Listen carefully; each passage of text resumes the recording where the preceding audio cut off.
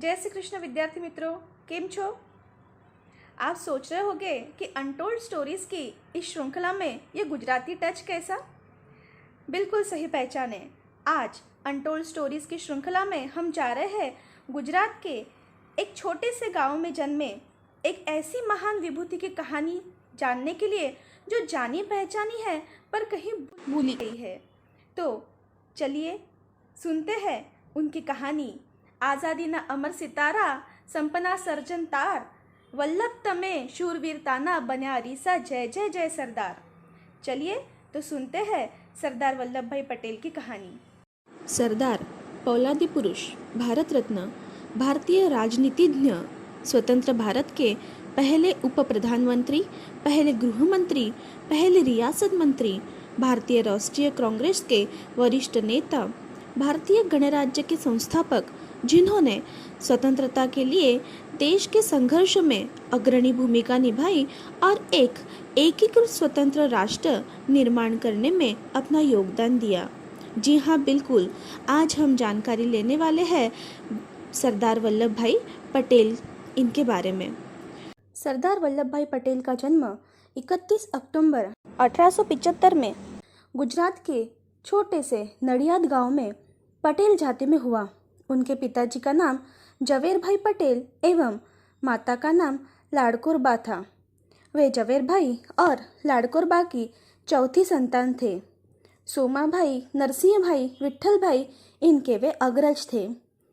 माध्यमिक शिक्षा पूर्ण होने के पश्चात लंदन जाकर उन्होंने बैरिस्टर की पढ़ाई की और वापस आकर अहमदाबाद में उन्होंने वकालत करना शुरू किया।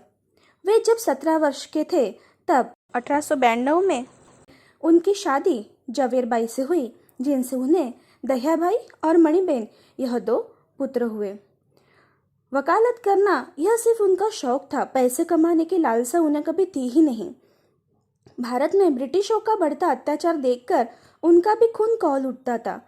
महात्मा गांधी के विचारों से प्रेरित होकर उन्होंने भी स्वतंत्रता आंदोलन में भाग लिया। उनका सबसे पहला स्वतंत्रता आंदोलन यह खेड़ा सत्याग्रह है। 1918 में जब खेड़ा संघर्ष हुआ तब गुजरात का खेड़ा खंड उन दिनों भयंकर सूखे की चपेट में था। किसानों ने अंग्रेज सरकार से भारी कर में छूट मांग की। जब यह स्वीकार नहीं किया गया तो सरदार पटेल, गांधी जी एवं अन्य लोगों ने किसानों का नेतृत्व किया और उन्हें कर न देने के लिए प्रेरित किया। अंत में सरकार झुकी और उस वर्ष करों की राहत दी गई। यह सरदार पटेल की सफलता थी। इस पहली सफलता के बाद बारडोली सत्याग्रह का नेतृत्व किया। भारतीय स्वाधीनता संग्राम के दौरान वर्ष 1928 में गुजरात में हुआ एक प्रमुख किसान आंदोलन था, जिसका नेतृत्व सरदार वल्लभ भाई पटेल ने किया। उस समय प्रांतीय सरकार ने किसानों के लगान में 30% तक की वृद्धि कर दी थी। पटेल ने इस लगान वृद्धि का जमकर विरोध किया। सरकार ने इस सत्याग्रह आंदोलन को कुचलने के लिए कठोर कदम उठाए, पर अंततः विवश होकर उसे किसानों की मांगों को मानना पड़ा।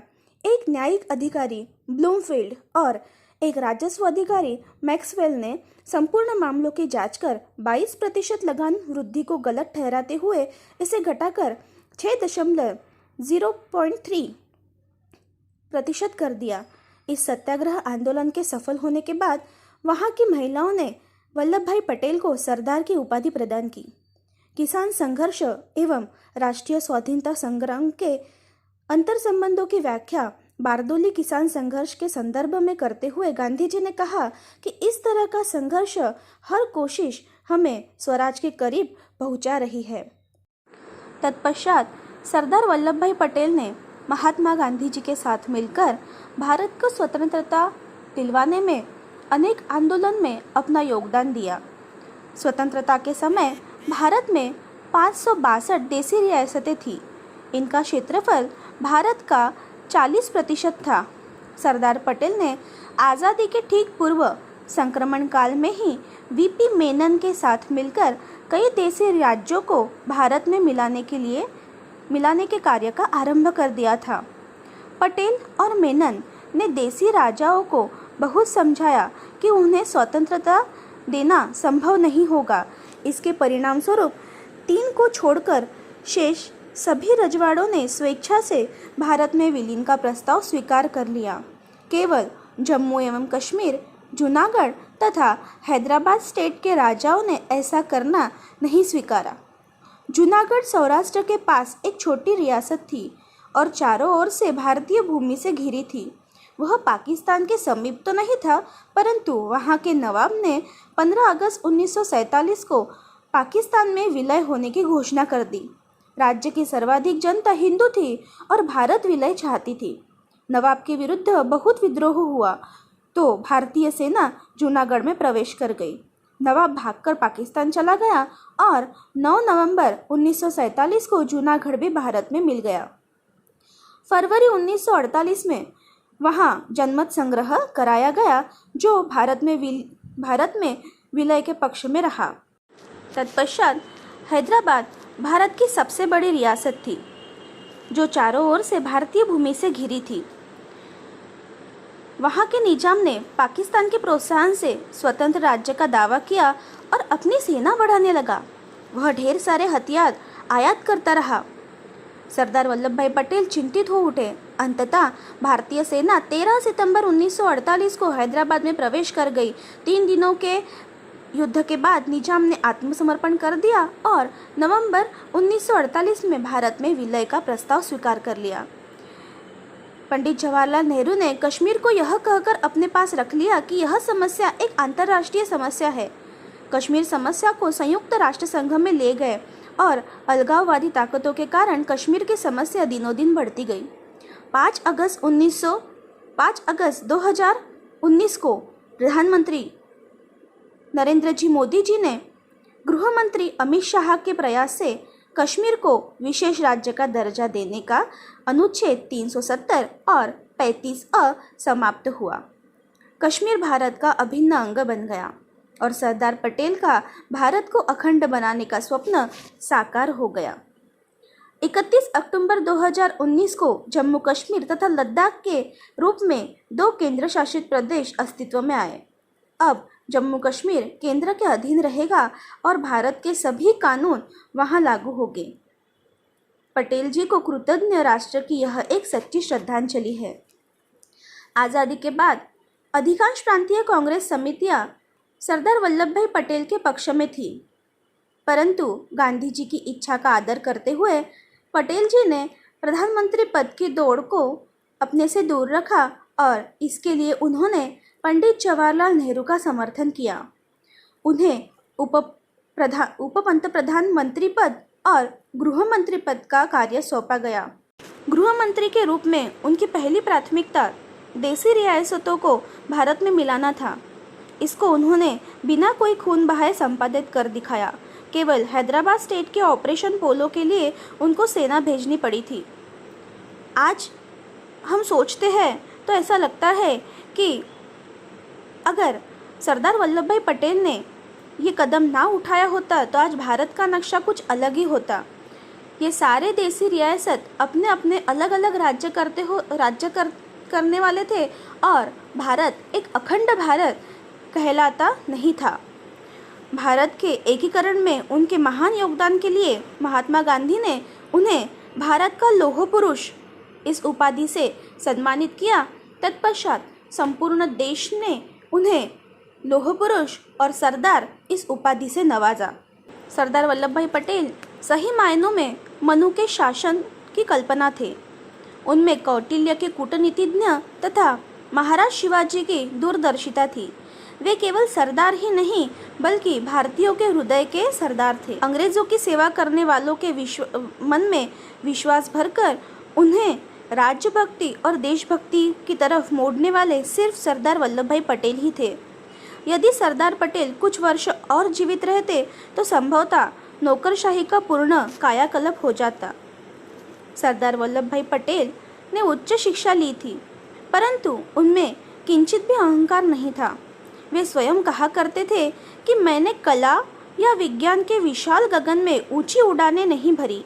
मेरा विकास कच्ची झोपड़ियों में गरीब किसान के खेतों की भूमि और शहरों के गंदे मकानों में हुआ है। इसीलिए मैं संपूर्ण भारत को एक रखने में विश्वास रखता हूँ। इस महान विभूति के कार्य को मद्देनजर रखते हुए भारत सरकार ने अहमदाबाद के हवाई अड्डे का नामकरण सरदार वल्लभ भाई पटेल अंतर्राष्ट्रीय विमान क्षेत्र रखा है। गुजरात के वल्लभ विद्यानगर में सरदार पटेल विश्वविद्यालय की स्थापना भी करने में आई है। उसी के साथ साथ हमारे तत्कालीन पंतप्रधान नरेंद्र जी मोदी, इन्होंने स्टैच्यू ऑफ यूनिटी की स्थापना की है। स्टैच्यू ऑफ यूनिटी यह एक ऐसा स्मारक है जिसकी ऊंचाई 240 मीटर है, जिसमें 58 मीटर का आधार है। मूर्ति की ऊंचाई 182 मीटर है, जो स्टैच्यू ऑफ लिबर्टी से भी लगभग 2 गुनी ऊंची है। 31 अक्टूबर 2013 को सरदार वल्लभ भाई पटेल की 137वीं जयंती के मौके पर गुजरात के तत्कालीन मुख्यमंत्री नरेंद्र जी मोदी ने गुजरात के नर्मदा जिले में सरदार वल्लभ भाई पटेल के एक नए स्मारक का शिलान्यास किया। यहाँ लोह से निर्मित सरदार वल्लभ भाई पटेल की एक विशाल प्रतिमा लगाने का निश्चय किया गया। अतः इस स्मारक का नाम एकता की मूर्ति यानी स्टैच्यू ऑफ यूनिटी रखा गया। प्रस्तावित प्रतिमा को एक छोटे चट्टानी द्वीप साधु बेट पर स्थापित किया गया है, जो केवाडिया में सरदार सरोवर बांध के सामने नर्मदा नदी के बीच स्थित है। 2018 में तैयार हुई इस प्रतिमा को पंतप्रधान मोदी जी ने 31 अक्टूबर 2018 को राष्ट्र को समर्पित किया। ऐसे इस महान व्यक्तित्व ने अपना संपूर्ण जीवन काल देश के लिए कुर्बान किया। उन्होंने स्वतंत्रता प्राप्ति के पहले और स्वतंत्रता प्राप्ति के बाद भारत के लिए जो कार्य किए हैं वे कभी न भुलाने वाले हैं। 15 दिसंबर 1950 में मुंबई के बिरला हाउस में लंबी बीमारी के बाद सरदार वल्लभ भाई पटेल का निधन हो गया। सरदार वल्लभ भाई पटेल के निधन के 41 वर्ष के बाद 1991 में भारत के सर्वोच्च राष्ट्रीय सम्मान भारत रत्न से उन्हें नवाजा गया। यह अवार्ड उनके पौत्र बिपिन भाई पटेल ने स्वीकारा है। ऐसा महान व्यक्तित्व हमारी आंखों से कभी ओझल न हो, उनके कार्यों की हमें हमेशा याद रहे और उनके कार्यों को ध्यान में रखते हुए उन्होंने जो भारत को स्वतंत्रता दिलाने में साहस दिखाया है, ऐसा साहस हम भी हमारे दिलो जान में बनाए रखें। इसीलिए उनकी जन्मतिथि को 31 अक्टूबर को भारत सरकार द्वारा राष्ट्रीय एकता दिन के रूप में घोषित किया गया है। विद्यार्थी मित्रों, मैं आशा करती हूँ कि सरदार वल्लभ भाई पटेल के कार्यों को तुम तुम्हारे दिलों में हमेशा के लिए जिंदा रखोगे। यही उन्हें हमारी तरफ से सच्ची श्रद्धांजलि होगी। धन्यवाद।